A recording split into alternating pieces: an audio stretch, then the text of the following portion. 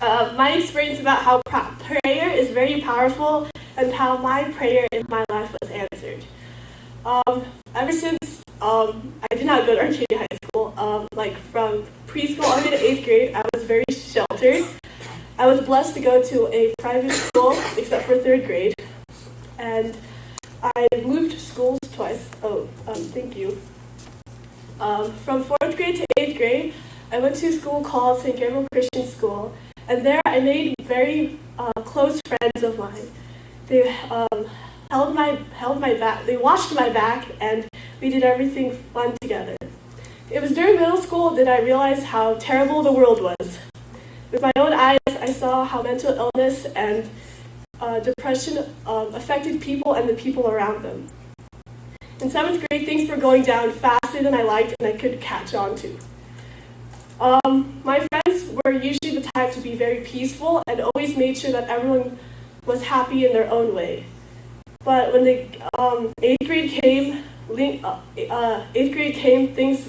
everyone was fighting and everyone was tearing each other down. It was the toughest year for me mentally because so many things were going on.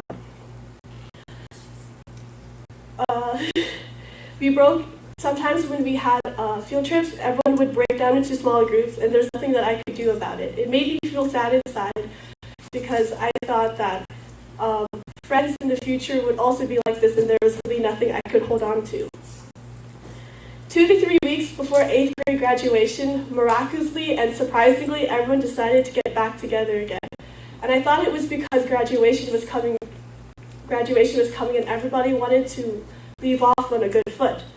And that did happen.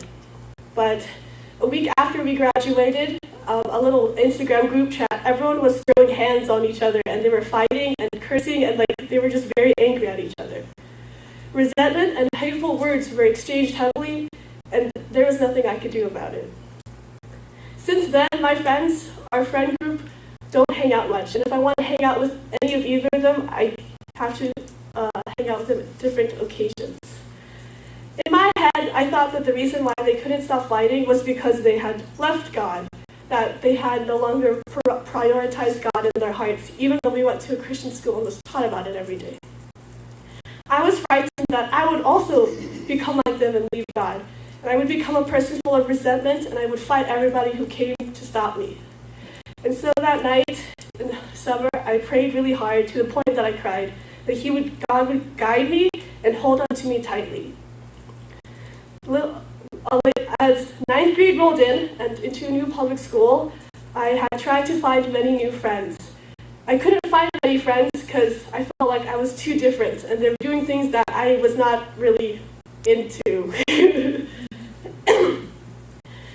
As many of you know, I'm part of a sport called cross country, and their practices are from Monday to Saturday. Sunday was left to ourselves. And so whenever I wanted to hang out with my friends, they would always put it on Sunday because Saturday was meant for different days, for practice or for races.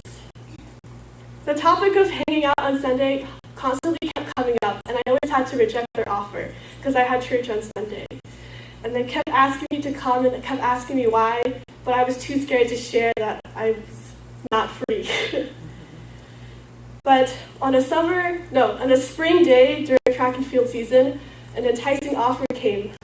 I've always wanted to go to Six Flags because my family and I never went, and I really wanted to go on fast rides. But the thing is, I kept coming up with excuses like I didn't have enough money or I didn't have a ride. But then someone offered me, they had a pass and they could bring a friend for free and their parents would drive me.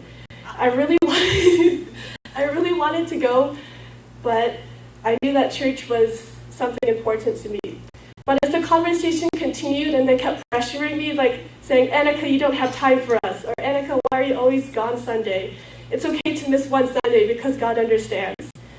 And so before I could say that I wanted to go, there was a ding from Messenger on my phone. That little sound, I don't know what it sounds. And it was really weird for me to hear this because I always leave my phone on silent because school rules are that if my phone starts ringing, they would take it away from me. And so I was very confused why I heard it, but nonetheless, I opened up my phone and it was a message from my mom on Messenger. It was a link to an article called 10 Reasons to Go to Church, Even When You Don't Feel Like It. And I was like, this spooked me because I was like, my mom loves sending articles, but none of them came at the perfect timing, except for this article. And I was like, wow, okay, this is the Holy Spirit talking to me. So before I continued, I decided to read some of the points, maybe to think that it would help me. And reason number 10 was the one that spoke out to me, and it said, because God says to. And so I was like, yeah, I probably shouldn't go to Six Flags. I should go to church. And to back up this reason, there was a verse, Hebrews 10:25. Yeah. And it talks about how God wants me to go to church for good, and how encouragement from my friends who have the same values and the same faith as me would help me go on through my journey. And so this is how God pursued me in my life, and how he answered my desperate prayer of me begging him to guide me and hold on tightly to me. I ended up rejecting the enticing invitation, and praise to God, how thankful I am. Thank you.